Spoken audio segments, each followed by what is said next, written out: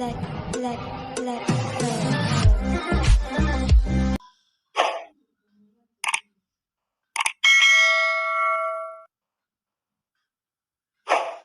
My dears, welcome to CM academy. আমি রয়েছি Chirodeep sir তোমাদের সঙ্গে। আমরা আজকে মাধ্যমিক পরীক্ষার যে ইংরেজি প্রশ্ন, সেই প্রশ্ন কি ছিল, যারা পরীক্ষা দিয়েছো তারা তো সবাই অলরেডি জানো, এবং তার উত্তর কি হবে আমরা একে একে দেখব, এবং তোমরা যারা পরীক্ষা দিয়েছো তারা সকলেই মিলিয়ে নেবে একবার সঠিক উত্তরটা কোনটা হবে, সঠিক উত্তর কি হবে। যাই হোক, যারা এই চ্যানেলে নতুন, যারা প্রথম দেখছো তারা অবশ্যই সাবস্ক্রাইব করবে, এবং ভিডিও ভালো লাগলে অবশ্যই বন্ধুদের সঙ্গে শেয়ার করো এবং লাইক করতে ভুলো না। যাই হোক, বেশি সময় নষ্ট না করে শুরু করি আজকের মাধ্যমিকের প্রশ্নের যে সমাধানগুলো, প্রশ্নের উত্তরগুলো কি হবে। চলো দেখি। প্রথম প্রশ্নটা ছিল যে আমাদের সিন থেকে প্রথম প্রশ্ন ছিল ফাদার রিসিভড এ লেটার, বাবা চিঠিটা গ্রহণ করেছিলেন কবে। 3 নম্বর অপশানে যে 3 নম্বর অপশানটা যেটা ছিল আফটার 1 মান্থ, 1 মাস পরে। তারপর the letter was from the father's sister, চিঠিটা ছিল বাবার বোন। কার কাছ থেকে? বাবার বোন ছিল অপশান 4 নম্বর অপশান হবে এস্থার। 3 নম্বর প্রশ্ন ছিল অর্থাৎ এর সি এর প্রশ্নটা ছিল কি ফাদার লেফট হোম বিকজ, বাবা গৃহত্যাগ করেছিলেন কারণ হি 2 নম্বর অপশানে যেটা ছিল কোয়ারেলড উইথ হিজ ব্রাদার। তারপরেরটা when father went back home his brother, বাবা যখন বাড়ি ফিরে গিয়েছিলেন তখন তার ভাই অপশান 8টা হ্যাড অলরেডি ডায়েড। তারপর next the kite was patched with the letter written by, ঘুড়িটাতে যে চিঠিটা আটকানো ছিল সেই চিঠিটা লেখা বা কে লিখেছিলেন সেই চিঠিটা লিখেছিলেন অপশান 4এরটা হবে Esther to her brother, aunt Esther লিখেছিলেন তার ভাইকে। চলো এর দাগ তোমরা এমসিকিউ যেগুলো ছিল সব মিলিয়ে নিয়েছো আশা করি। আচ্ছা, এরপরে দেখব বিয়ের দাগে কি ছিল, ড্যাশ পূরণ ছিল আমাদের। দো ফাদার লেফট হোম, যদিও বাবা গৃহত্যাগ করেছিলেন, তারপরে ড্যাশ ছিল, কি হবে এই ড্যাশে হবে কি years afterward he felt sorry and went back home, কয়েক বছর পর তিনি দুঃখ পেয়েছিলেন এবং বাড়ি ফিরে গিয়েছিলেন। বাট হি ফাউন্ড দ্যাট, কিন্তু তিনি দেখেছিলেন যে হিজ ব্রাদার হ্যাড ডায়েড, তার ভাই মারা গেছেন, and his sister was missing, এবং তিনি তার দিদিকার খুঁজে পাননি। তারপর বিয়ের দাগের 2টা কী হবে in the woods Dick and Mimi, জঙ্গলে ডিক আর মিমি ড্যাশ কি করেছিল discovered the kite on the top of a tree, গাছের উপর থেকে সেই ঘুড়িটাকে খুঁজে বার করেছিল, অ্যান্ড ক্যারেড ইট হোম, এবং সেটাকে বাড়ি নিয়ে গিয়েছিল।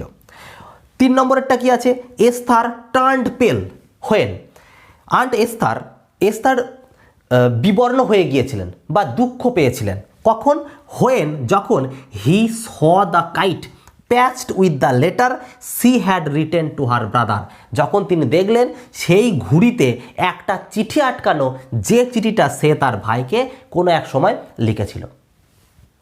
আচ্ছা, এরপর দেখি চলো সি এর দাগে কি ছিল ট্রু ফলস ছিল, সত্য মিথ্যা। সি এর একটা কি ছিল aunt Esther always lived on the island Big Half Moon, aunt Esther সবসময় সেই বিগ হাফ মুন দ্বীপে বাস করতেন। এটা ট্রু না ফলস? তোমরা সকলেই জানো যেটা ফলস হবে। এবং এর সাপোর্টিং স্টেটমেন্ট কি হবে? সাপোর্টিং স্টেটমেন্টটা হলো C was a widow who lived hundreds of Miles inland, মূল ভূখণ্ডের অনেক দূরে তিনি বাস করতেন।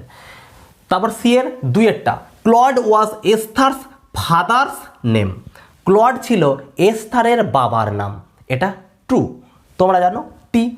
কার সাপোর্টিং স্টেটমেন্ট কী হবে Philippa was her mother's name and Claude was her father's.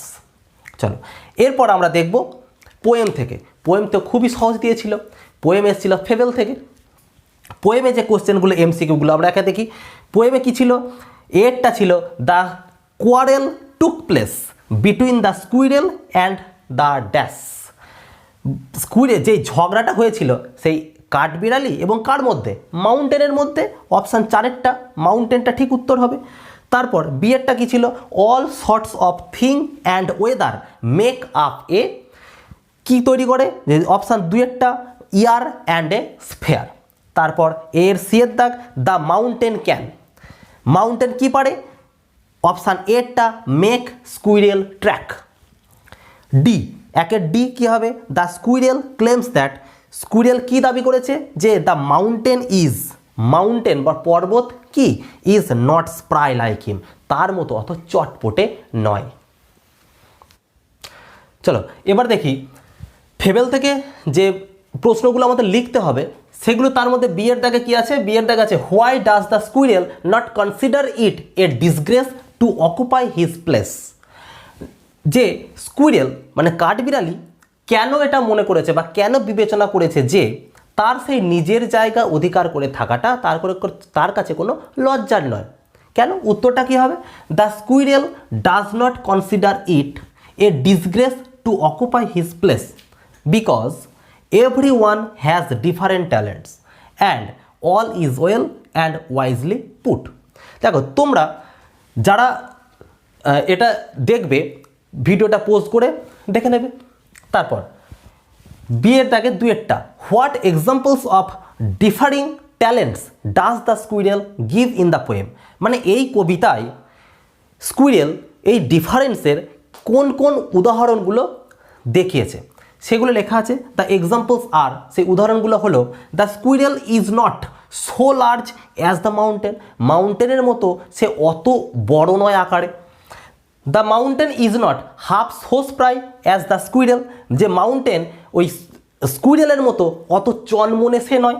The mountain makes pretty squirrel track, mountain সুন্দর কাঠবিড়ালির রাস্তা তৈরি করতে পারে ঠিকই, but can't crack a nut like the squirrel, কিন্তু স্কুইরেলের মতো সে নাটকে কিন্তু ভাঙতে পারে না। আচ্ছা, আমরা যে আনসিনটা দেখব, আমাদের যে আনসিনটা ছিল সেই আনসিনটা কি সম্পর্ক ছিল, আনসিনটা ছিল নর্থ বেঙ্গলে অতিরিক্ত বৃষ্টি হওয়ার কারণে ল্যান্ডস্লাইড ঘটে এবং ল্যান্ডস্লাইড ঘটার ফলে যে যাত্রী দুর্ভোগ হয় তারই একটা অংশ এখানে দেওয়া ছিল। যাই হোক, আমরা আনসিনটা দেখি কি ছিল এবং উত্তরগুলো একের পর এক সমাধান করি। এক নম্বর কি ছিল, the three districts affected by the torrential showers আর দার্জিলিং, কালিম্পং অ্যান্ড, উত্তর হবে কি অপশান বি জলপাইগুড়ি। তারপর কি, tourists were stranded in the hills due to option D multiple landslides option. তারপরে তিনেরটা কি আছে, for rescue operation in north Bengal and Sikkim NDRF has deployed dash teams, কতগুলো টিমকে ডিপ্লয় করেছিল, যে 4টে টিম, উত্তর কি হবে অপশান এ 4 টিমস। তারপর চারেরটা NH10 is the main road linking Siliguri with, উত্তর কি হবে option B Kalimpong and Sikkim. 5 নম্বরে কি ছিল, the Algarah Lava stretch in Kalimpong was blocked for, উত্তর হবে অপশান এ সেভারেল আওয়ার্স। 6টা at important points on Lava Algarah road personnel providing reliefs were deployed by, উত্তর কি হবে অপশান সি কালিম্পং পুলিশ। আমরা দেখলাম এমসিকিউ পার্টটা।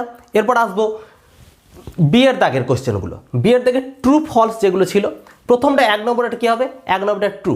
এর সাপোর্টিং স্টেটমেন্ট কী হবে, টরেন্সিয়াল শাওয়ার্স থেকে লিখব triggered landslide causing damages to roads and bridges. তারপর বিয়ের দাগের দুয়েরটা হবে ফলস। সাপোর্টিং স্টেটমেন্ট কী হবে, পাউন্ডেড বাই ইনসেসেন্ট রেনফল ফর 34 আওয়ার্স, থেকে একদম ল্যান্ডস্লাইড পর্যন্ত সাপোর্টিং স্টেটমেন্ট হবে। 3 নম্বরটাও ফলস হবে। এর সাপোর্টিং স্টেটমেন্ট কী হবে, এখানে যেটা দেয়া ছিল দেখো, যে দিনের বেলায় বলেছিল যে এই ল্যান্ডস্লাইডটা দিনের বেলায় ঘটেছে, কিন্তু এখানে দেখো খেয়াল করে সাপোর্টিং স্টেটমেন্ট আমরা পেয়ে যাব যে অ্যারাউন্ড 11 PM মানে রাত 11টা। A landslide occurred at NH10 near Birik Dara. তারপর সি এর দাগের কোশ্চেনগুলো দেখব। প্রথম কোশ্চেনটা কি আছে, what was the effect of torrential rain in 3 district of north Bengal, যে মুষলধারে বৃষ্টি হওয়ার কারণে এই 3টে ডিস্ট্রিক্টের কি প্রভাব হয়েছিল বা কি ক্ষতিগ্রস্ত কিভাবে হয়েছিল এরা। উত্তর কী হবে? টরেন্সিয়াল rain in 3 districts of North Bengal triggered landslide causing damages to roads and bridges and disrupted the traffic. তারপর 3 দাগের 2 দুইয়ের উত্তরটা দেখো, এনডিআরএফ এর ফুল ফর্ম চেয়েছে। এনডিআরএফ মানে কি বুঝিয়েছে? NDRF stands for national disaster response force. তারপর এর সেকেন্ড পার্টটা কি হবে? NDRF deployed 4 teams for relief and rescue operation across north Bengal and in Sikkim. পর আনসিনের 3 নম্বর যে কোশ্চেনটা রয়েছে, how did Kalimpong police and civil defence volunteers try to help stranded টুরিস্টস?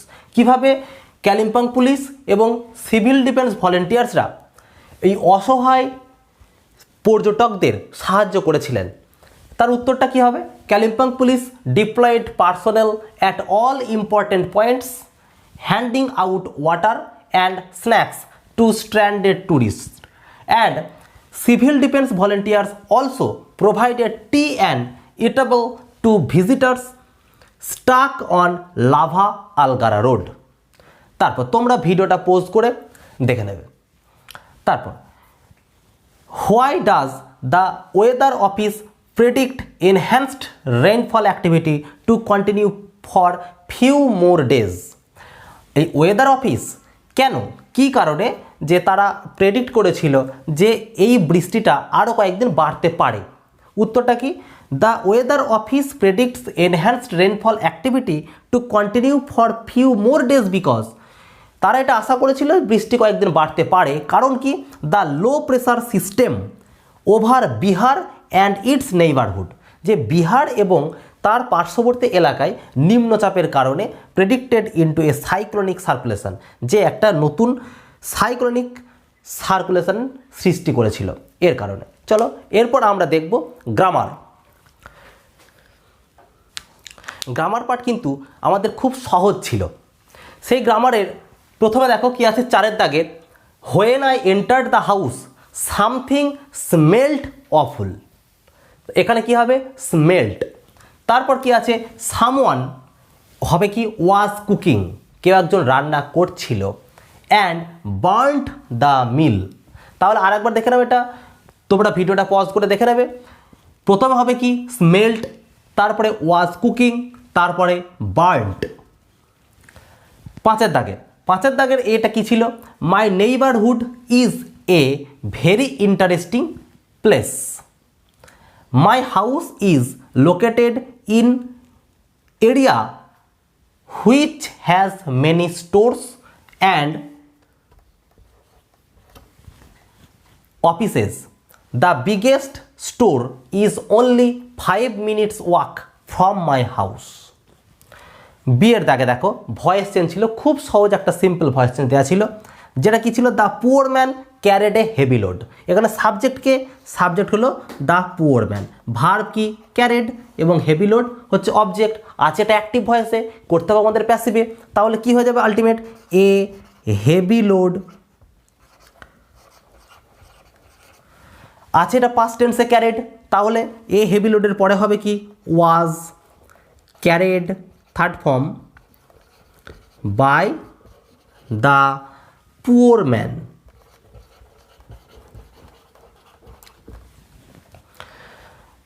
দু নম্বর আছে একটা ন্যারেশন চেঞ্জ, খুব সহজ, যেটা what has he done father asked স্বামী।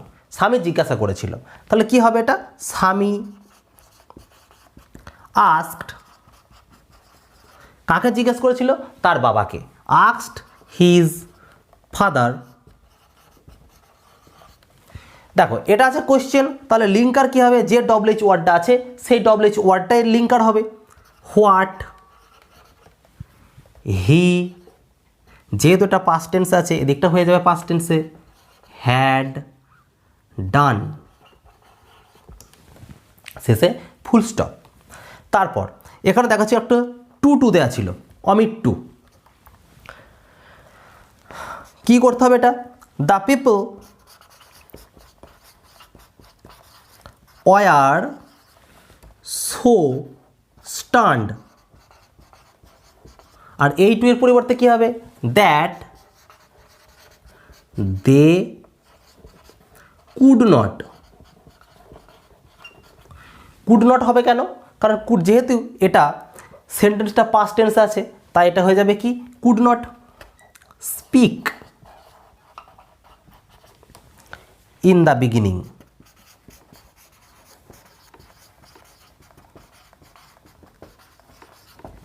বোঝা গেছে? গ্রামারটা কিন্তু খুব কঠিন ছিল না আমাদের। গ্রামারটা খুব সিম্পল, একটা সহজ গ্রামার দিয়েছিল। আশা করি তোমরা সকলেই পেরেছো, আর যারা পেরেছো তারা একবার কনফার্ম হওয়ার জন্য মিলিয়ে নেবে। ওকে, চলো। আচ্ছা, এরপর দেখি 5 সি এর ছিল ফ্রেজাল ভার্ব। খুব সহজ 3টে ফ্রেজাল ভার্ব ছিল, যেটা কিন্তু এর আগের ভিডিওতে আমি যে ফ্রেজাল ভার্বগুলোর কথা বলেছিলাম তার মধ্য থেকেই এসছে। দেখো, কন্টিনিউড কি আছে? এটা কন্টিনিউড আছে, মানে পাস্ট টেন্সে আছে। তাহলে আমাকে ক্যারি অনের পাস্ট টেন্স করতে হবে ক্যারেড অন। 2 নম্বরে কি আছে? 2 নম্বর হচ্ছে রিজেম্বলস। রিজেম্বলস এটা হয়ে যাবে কি টেক্স আফটার। Takes after. তারপর আছে হ্যাভ উইথড্রন। হ্যাভ উইথড্রন মানে কল অফের থার্ড ফর্ম লিখতে হবে, মানে কল্ড অফ। তারপর দেখো, আনসিন থেকে যে সব থেকে ভাইটাল একটা জায়গা থাকে আনসিনের, যে 8 নম্বর, এখান থেকে এই 4টে প্রশ্ন থেকে আমাদের 8 নাম্বার থাকে। কি আছে এখানে? সেভ। সেভ এর মানে হচ্ছে উদ্ধার করা বা বাঁচানো, যার অন্য আনসিনে যেটা একটা ওয়ার্ড রয়েছে আমাদের রেস্কিউ। তারপরে আছে দেখো কন্টিনিউয়াস। কন্টিনিউয়াস মানে হচ্ছে অবিরাম। এটা উত্তরটা কি হবে? ইনসেসেন্ট। আর তারপর নেক্সট আছে ইউজ এফেক্টিভলি। অ্যান্সার কী হবে? ডিপ্লয়েড। তারপর আছে money or food given to those in need. উত্তর হবে রিলিফ, মানে ত্রাণ। তারপরে দেখো, এটা গ্রামার পোর্শন সব চলে গেল।